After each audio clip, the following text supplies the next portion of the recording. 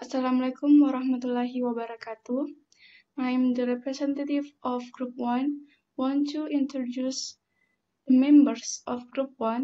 The first one is Nurnia, the second one Nisa Amalia Rahmadi, and the last one Nisa Herunisa. Our material about perkembangan individu. Pada bab 1, materi yang akan dijelaskan yaitu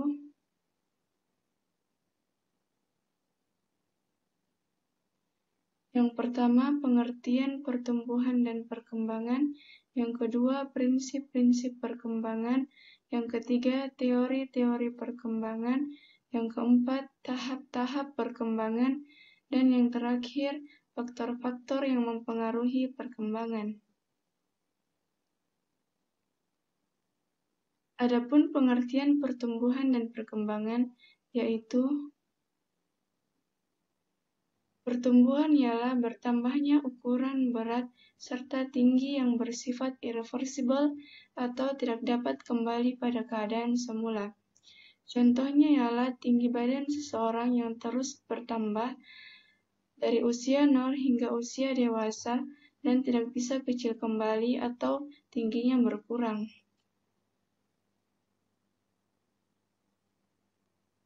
Perkembangan ialah bertambahnya kemampuan atau skill dalam struktur dan fungsi tubuh yang lebih kompleks dalam pola teratur dan dapat diramalkan sebagai hasil proses pematangan atau proses menuju tingkat kedewasaan yang bersifat berkelanjutan dari usia 0 hingga usia lanjut.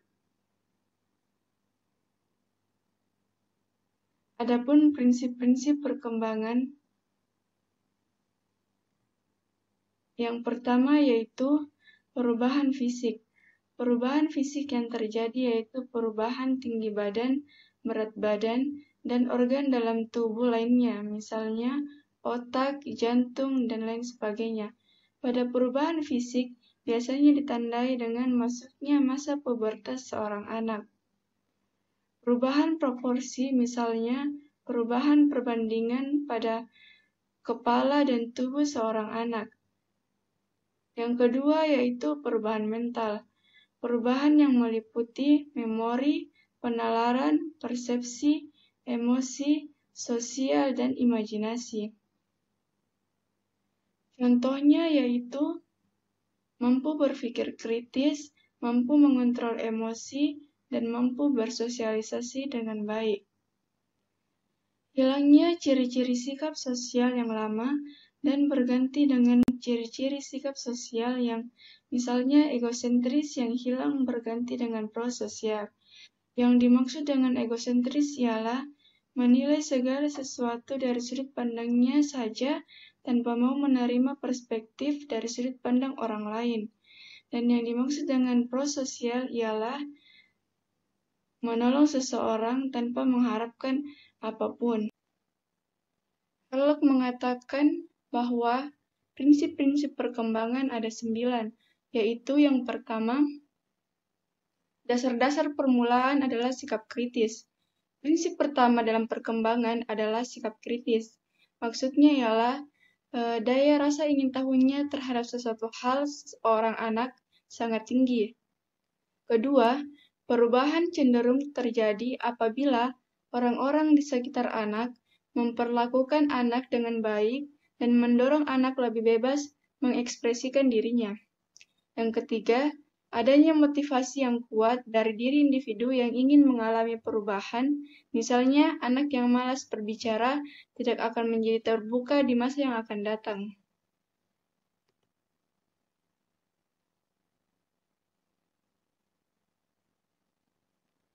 Yang kedua yaitu peran kematangan dan belajar.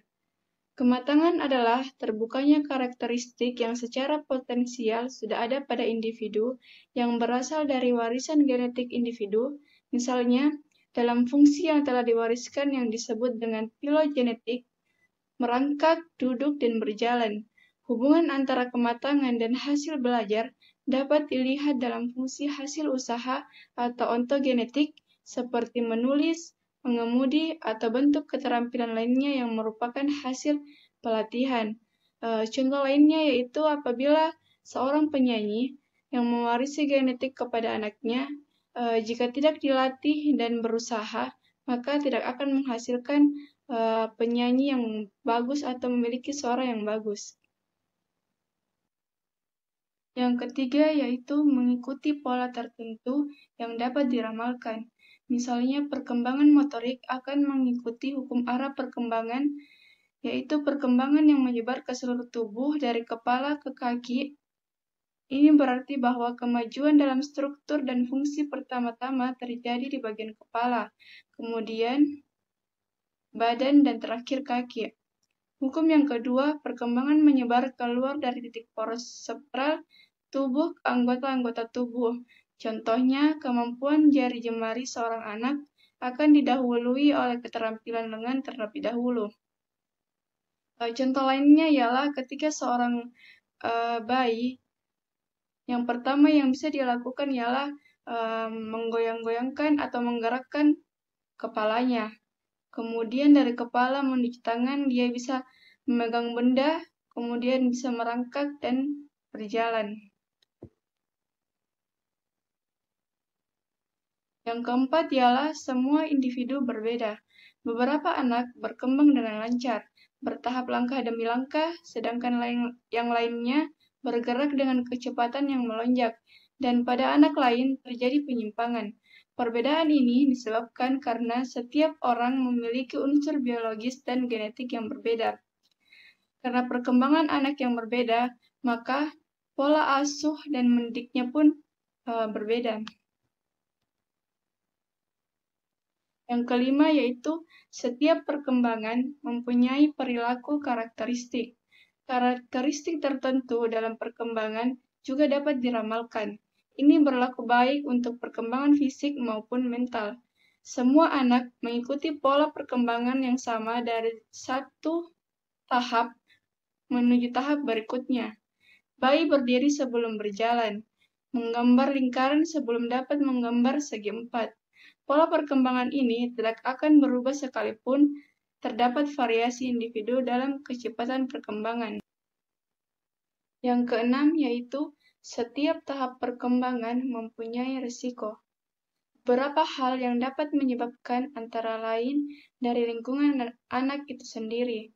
Bahaya ini dapat mengakibatkan terganggunya penyesuaian fisik, psikologis, dan sosial, sehingga pola perkembangan anak tidak menaik tapi datar, artinya tidak ada peningkatan perkembangan. Pada saat itu, dapat dikatakan bahwa anak sedang mengalami gangguan penyesuaian yang buruk atau ketidakmatangan. Setiap tahap perkembangan itu memiliki risiko. Salah satunya penyebabnya yaitu dari faktor lingkungan. Jika lingkungan seorang anak baik, maka dia akan membentuk karakter yang baik pula. Maka dari itu, perkembangan seorang anak tetap harus diwaspadai oleh orang tua.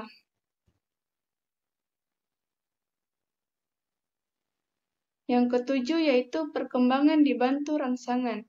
Perkembangan akan berjalan sebagaimana mestinya jika ada bantuan berbentuk stimulus dari lingkungan sekitarnya.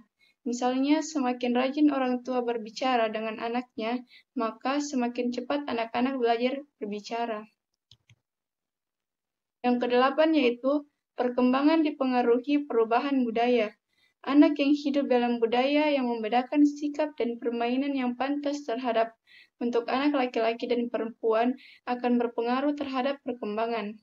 Anak perempuan akan memilih mainan yang lebih sedikit membutuhkan kemampuan fisik, sehingga pertumbuhan fisiknya tidak sekuat fisik anak laki-laki.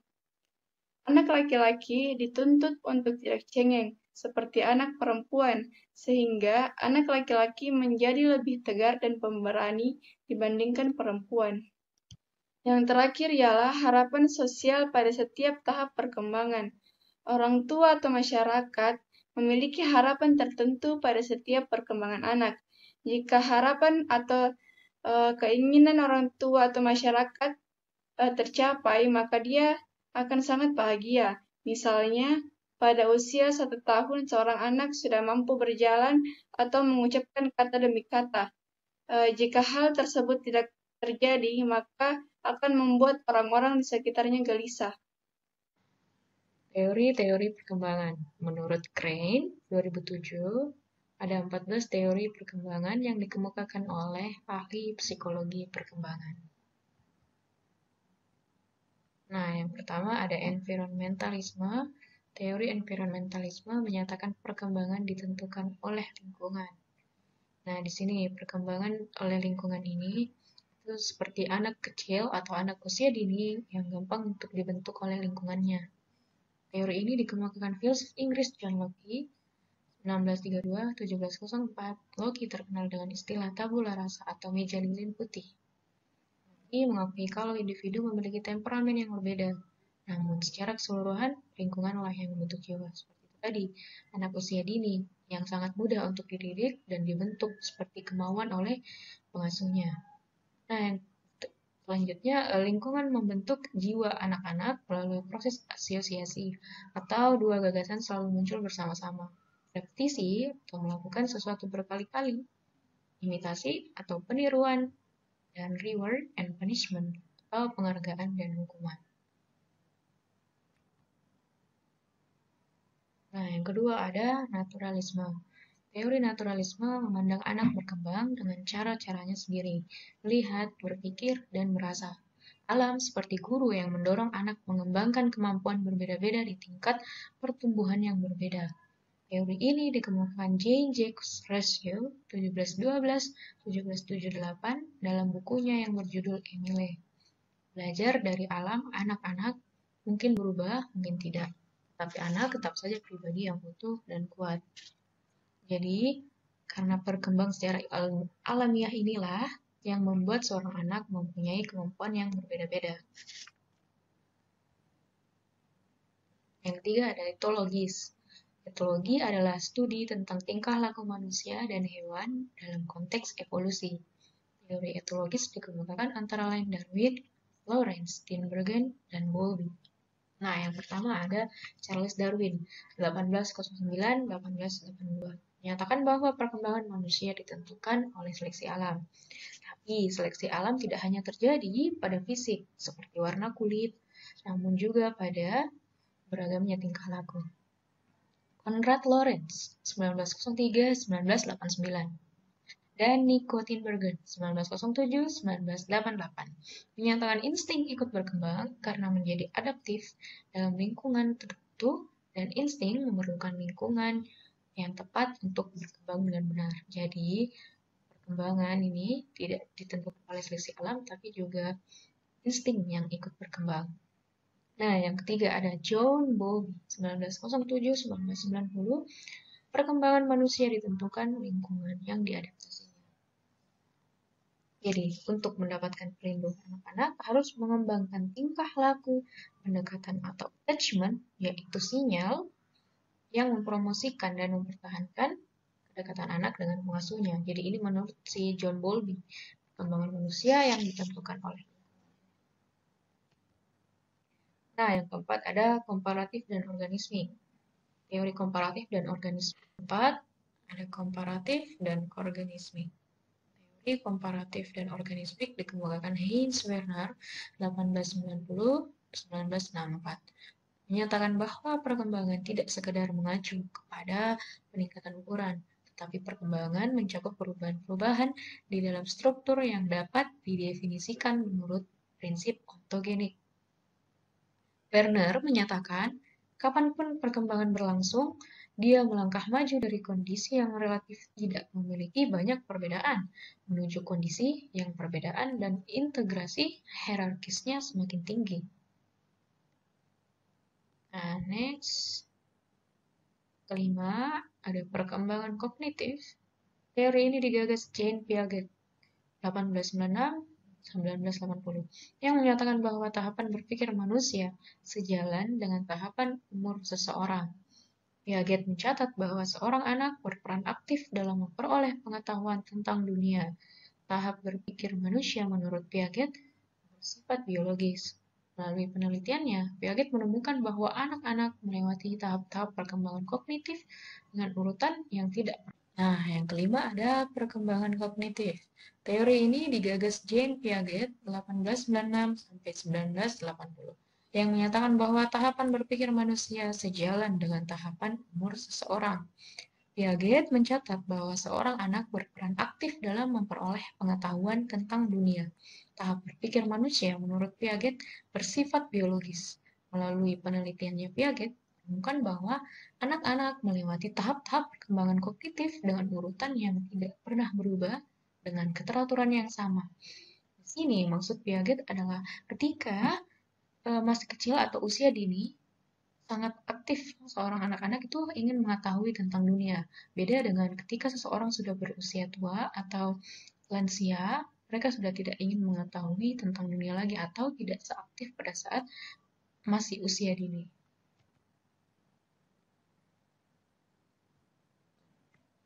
Yang keenam, ada perkembangan moral. Teori perkembangan moral dikemukakan oleh Lawrence Kohlberg yang sangat tertarik dengan karya Piaget yang berjudul The Moral Judgment of the Child. Ketertarikannya tersebut mendorongnya untuk melakukan penelitian tentang proses perkembangan pertimbangan moral pada anak. Nah, di sini Kohlberg melakukan penelitian kepada 75 anak laki-laki di usia 10 hingga 16 tahun. Kohlberg melakukan penelitian tentang dilema moral, di mana ada seorang suami yang mencuri obat di toko obat untuk istrinya yang sakit, di mana dia tidak punya uang untuk membeli obat. Nah, dari hasil penelitiannya ini, Kohlberg menyatakan bahwa ada 3 tingkat perkembangan, ya di mana masing-masing ditandai oleh 2 tahap. Nah, konsep kunci untuk memahami perkembangan moral menurut Kohlberg adalah internalisasi, yaitu perubahan perkembangan dari perilaku yang dikendalikan secara eksternal menjadi perilaku yang dikendalikan secara internal. Moshman 2005. Next, ada pengondisian klasik. Teori pengondisian klasik dikemukakan oleh Ivan Pavlov 1849 hingga 1936 yang menyatakan bahwa perkembangan manusia berasal prinsip stimulus dan respon. Melalui eksperimennya, Pavlov menemukan bahwa pengondisian dapat menimbulkan respon-respon bawaan terjadi secara spontan melalui latihan berulang-ulang. Nah, di sini maksudnya adalah perkembangan di sini itu memiliki respon bawaan di mana terjadinya latihan berulang-ulang. Next, pengondisian operan. Pengondisian operan dikemukakan Skinner 1905-1990 untuk menemukan teori pengondisian operan sebagai sebuah teori perkembangan Skinner, membuat Skinner box. Di dalam kotak Skinner mencobakan perkembangan pengetahuan latihan yang disertai dengan reward dan punishment. 9. Ada pemodelan. Teori pemodelan dikemukakan Albert Bandura, lahir pada tanggal 4 Desember 1925 di sebuah kota kecil Mundar yang terletak Alberta bagian utara, Kanada. Sampai saat ini, Bandura masih bekerja di Universitas Stanford. Bandura menyatakan bahwa perkembangan manusia merupakan hasil interaksi antara faktor hereditas dan lingkungan. Yang 10. Ada sosial historis. Teori ini dikemukakan Vygotsky 1896 sampai 1934. Nah, Lev Vygotsky berpandangan bahwa konteks sosial merupakan hal yang sangat penting dalam proses belajar seorang anak. Pengalaman interaksi sosial ini sangat berperan dalam mengembangkan kemampuan berpikir anak.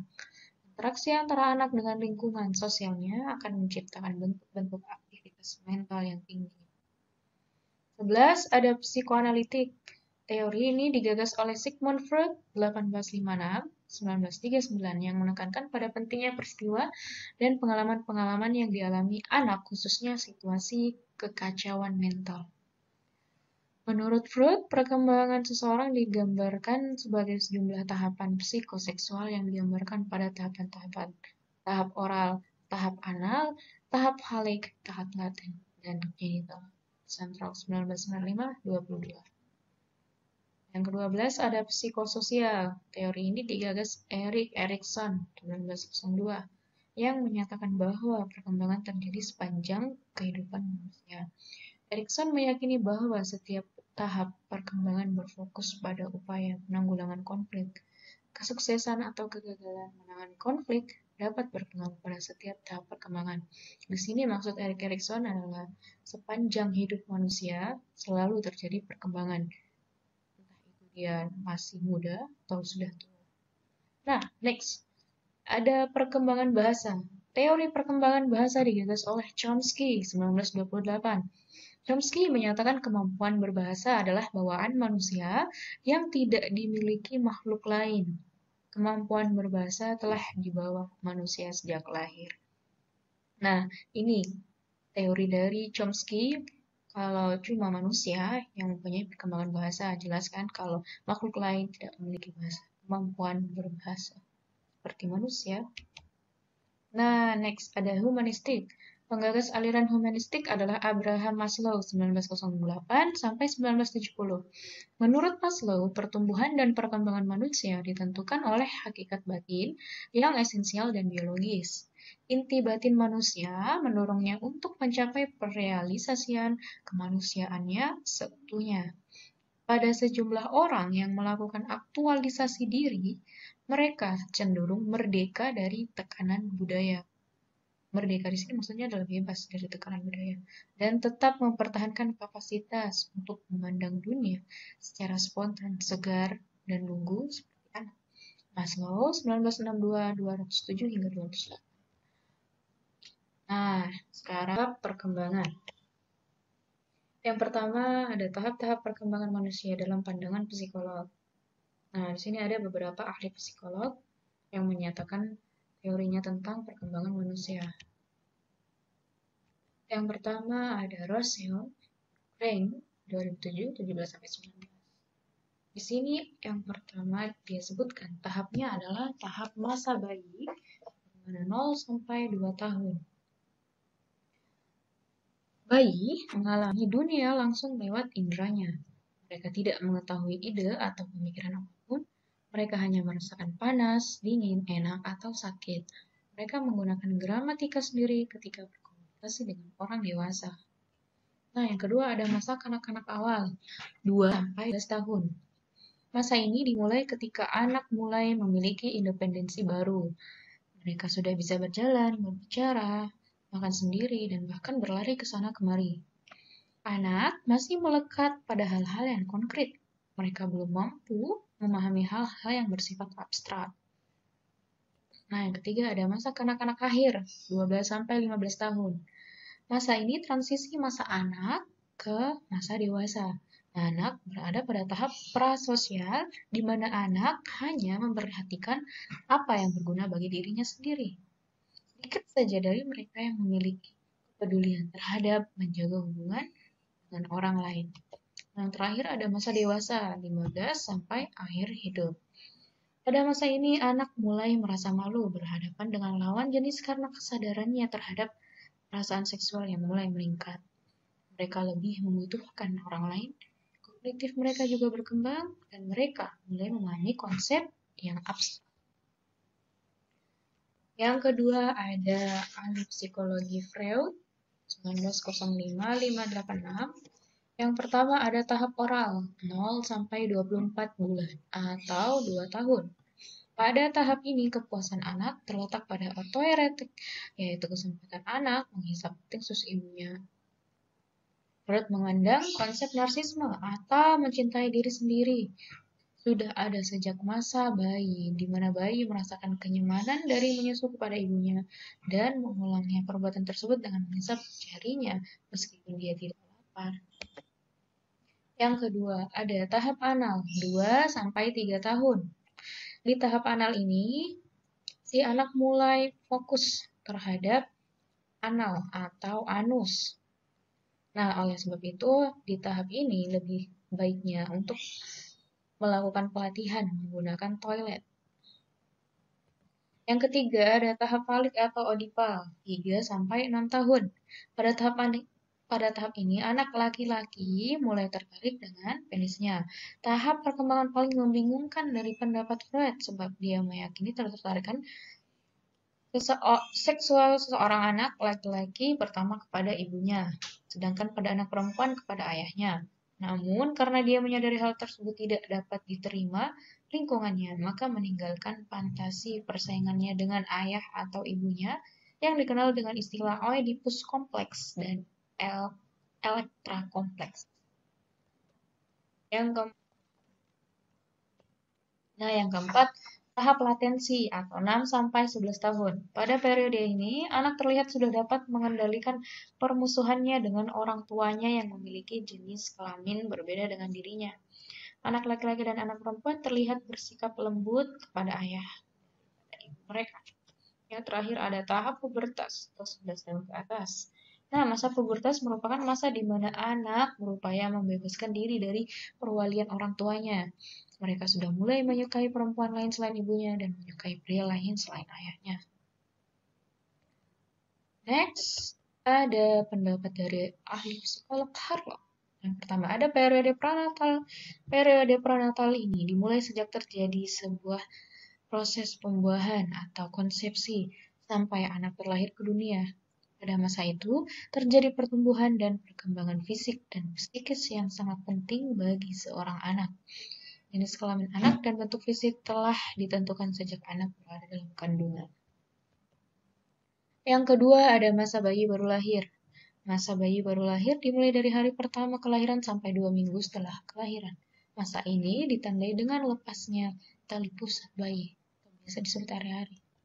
Yang ketiga, masa bayi. Masa bayi dimulai 2 minggu setelah kelahiran sampai usia 2 tahun. Pada masa anak mulai belajar duduk, merangkak diri, berjalan, dan berlari. Yang keempat, ada masa anak-anak awal. Masa anak-anak awal dimulai dari usia 2 tahun sampai 6 tahun. Masa ini dipandang sebagai awal bagi kehidupan anak. Yang kelima, ada masa anak-anak akhir. Di sini Harlow berpendapat kalau masa anak-anak akhir dimulai dari 6 sampai 13 tahun. Masa ini dipandang sebagai anak sekolah dasar. Next, ada masa puber. Masa puber dimulai dari usia 14 tahun sampai 15 tahun. Masa ini dipandang sebagai awal memasuki masa remaja. Nah, yang berikutnya ada masa remaja. Masa remaja dimulai dari usia 15 sampai 18 tahun. Menurut Harlow, masa remaja merupakan masa peralihan dari anak menjadi dewasa. Nah, selanjutnya ada masa dewasa dini. Masa dewasa dini dimulai dari usia 18 sampai 40 tahun. Yang selanjutnya ada masa dewasa madya. Masa dewasa madya dimulai dari usia 40 sampai 60 tahun. Dan yang terakhir ada masa usia lanjut. Nah, di sini masa usia lanjut dimulai dari umur 60 tahun hingga akhir hayat. Poin kedua, tahap-tahap perkembangan manusia dalam ajaran Islam.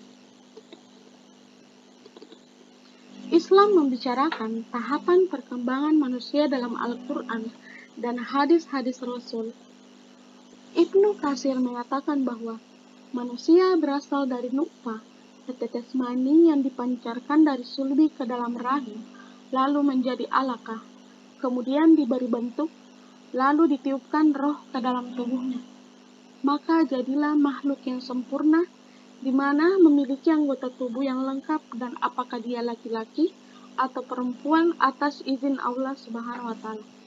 Penjelasan ini sejalan dengan teori ilmu pengetahuan yang menyatakan bahwa manusia berasal dari sperma laki-laki yang kemudian bergabung dengan sel telur wanita yang membentuk sel tunggal atau bisa disebut dengan zigot yang dengan secara cepat berkembang biak dengan membelah diri hingga akhirnya menjadi segumpal daging. Pertumbuhan janin ini sendiri hanya dapat dilihat oleh manusia melalui bantuan mikroskop.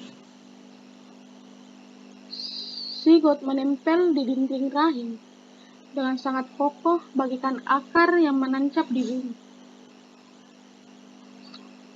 Tempat melekatnya embrio dan rahim ibu disebut dengan plasenta. Melalui hubungan semacam ini, zigot mampu mendapatkan zat-zat penting dari sang ibu bagi tubuhnya. Selanjutnya, bagian E, faktor-faktor yang mempengaruhi perkembangan. Poin pertama, intelijensi. Intelijensi merupakan faktor yang terpenting. Kecerdasan yang tinggi disertai oleh perkembangan yang cepat. Sebaliknya, jika kecerdasan rendah, maka anak akan terbelakang dalam pertumbuhan dan perkembangannya. Poin kedua, seks. Perbedaan perkembangan antara kedua jenis seks tidak tampak jelas. Yang nyata kelihatan adalah kecepatan dalam pertumbuhan jasmania.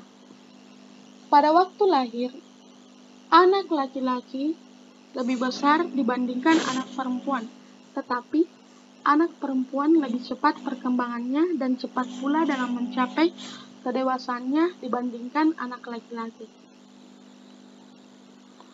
Poin ketiga, kelenjar-kelenjar.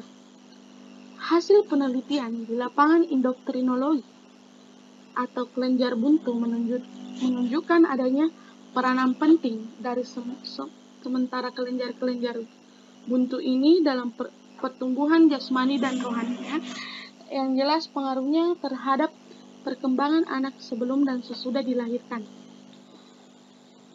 Poin keempat, kebangsaan atau ras.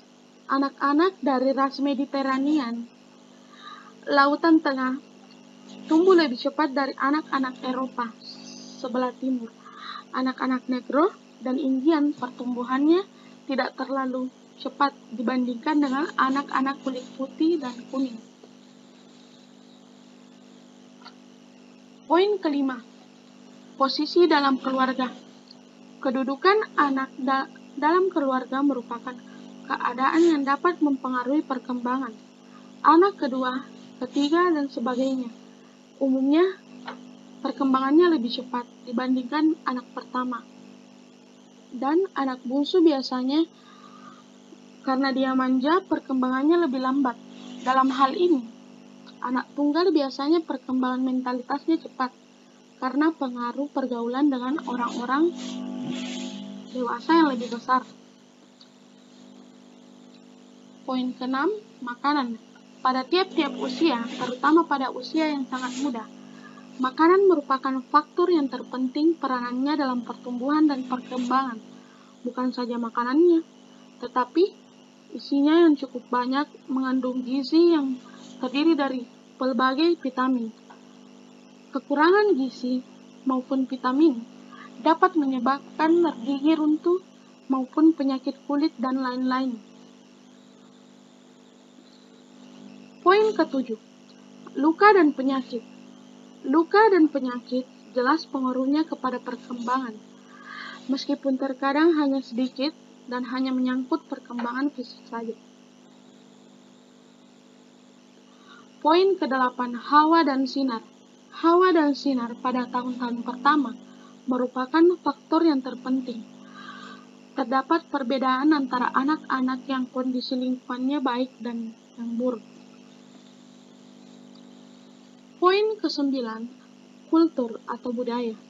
Penyelidikan Dennis di kalangan orang-orang Amerika dan Indiana menunjukkan bahwa sifat pertumbuhan anak-anak yang dari kedua macam kultur adalah sama. Ini menguatkan pendapat bahwa sifat-sifat anak bayi itu universal dan bahwa budaya yang kemudian merubah sejumlah dasar-dasar tingkah laku anak dalam proses perkembangannya. Yang termasuk faktor budaya di sini selain budaya masyarakatnya juga di dalam termasuk pendidikan, agama, dan sebagainya. Sedikit kutipan yang berbunyi, criticism like rain should be gentle enough to notice a man grow without destroying his roots. Thank you.